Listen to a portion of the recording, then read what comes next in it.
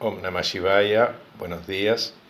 Comenzamos un nuevo libro, La ciencia de la yoga, de Taimni.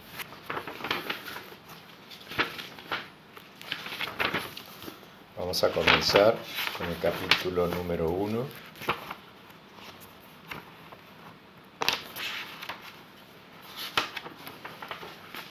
Samadhi. He aquí una exposición sobre yoga. Un tratado de esta naturaleza generalmente empieza con un sutra que da una idea sobre lo que se propone. Este tratado es una exposición sobre yoga.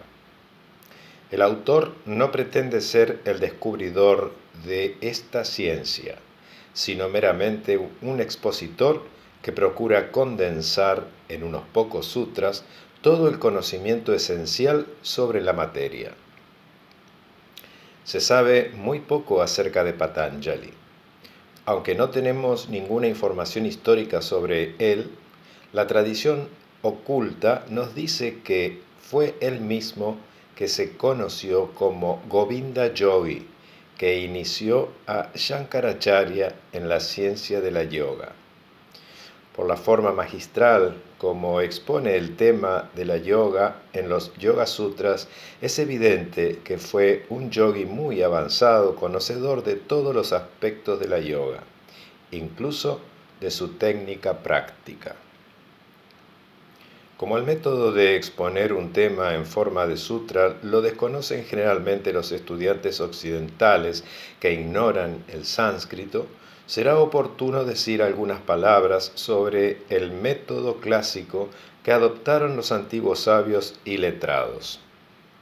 La palabra sánscrita sutram significa un hilo y ha dado origen al significado secundario de aforismo.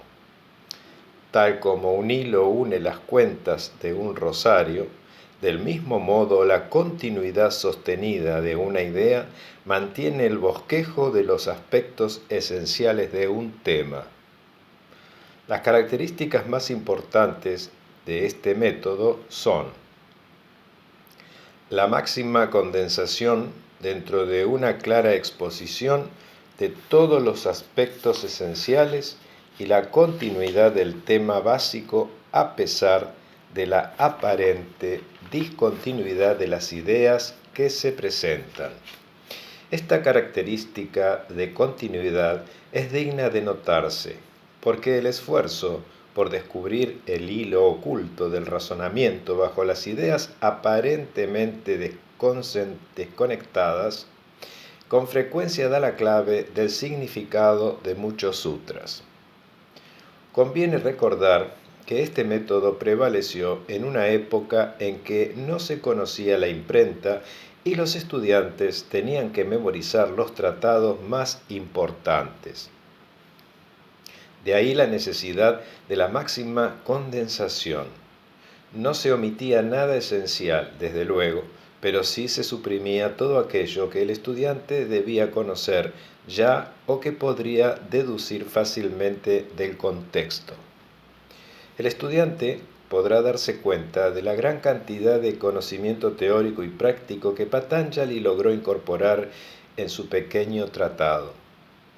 Todo lo necesario para la adecuada comprensión del tema aparece en algún lugar en forma esquemática, pero el conocimiento hay que extraerlo, prepararlo, masticarlo y digerirlo para comprenderlo en toda su integridad.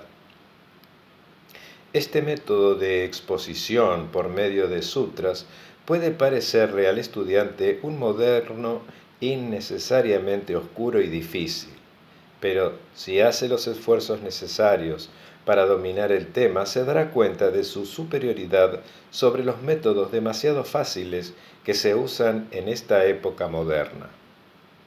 La necesidad de luchar con las palabras e ideas y extraerle sus sentidos ocultos es lo que asegura una muy completa asimilación del conocimiento y desarrolla simultáneamente los poderes y facultades de la mente, especialmente aquella importante e indispensable capacidad de extraer de nuestra propia mente el conocimiento que yace escondido en sus repliegues más hondos.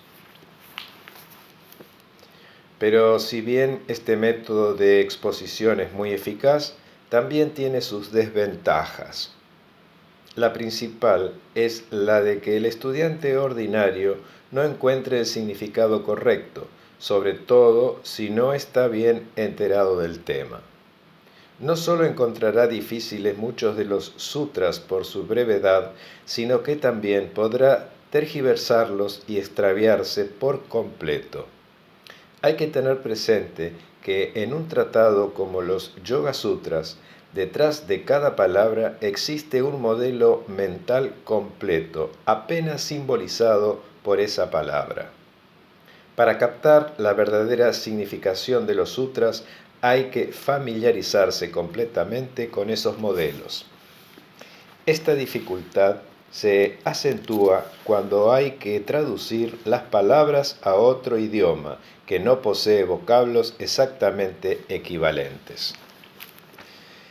Quienes escribieron estos tratados fueron mentalidades maestras en el tema y lenguaje que usaron, pero en el curso del tiempo pueden introducirse cambios fundamentales en el significado de las palabras y en los patrones mentales de los que estudian estos tratados.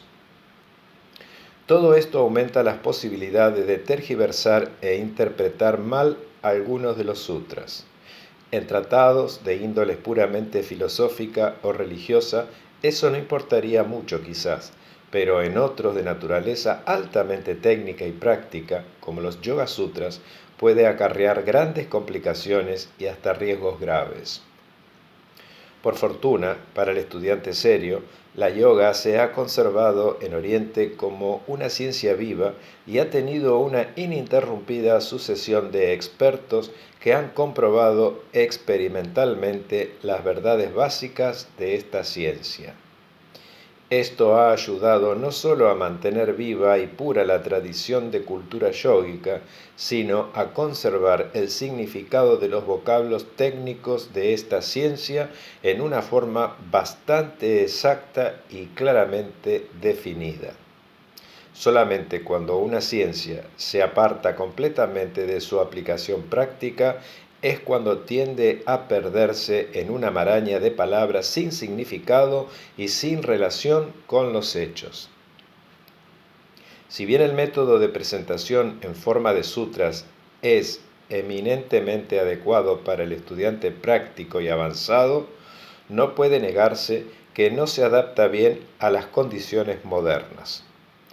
En los tiempos antiguos, quienes estudiaban estos sutras tenían fácil acceso a los instructores que elaboraban estos conocimientos en forma condensada, pero llenaban las lagunas y daban guías prácticas. Y los estudiantes tenían tiempo suficiente para pensar y meditar y extraer por sí mismos los significados. El estudiante moderno, que se interesa meramente por el estudio teórico de la filosofía yógica y no está practicándola bajo la guía de un mentor experto, no goza de estas facilidades y necesita una exposición elaborada y clara para comprender adecuadamente el tema. Requiere un comentario que no solo explique el sentido evidente, sino que también la significación oculta de las palabras y frases, en términos que le sean familiares y pueda entender fácilmente. Quiere su comida no solo en forma condensada, sino entera, y si es posible, agradable al paladar. Om Namah Shivaya.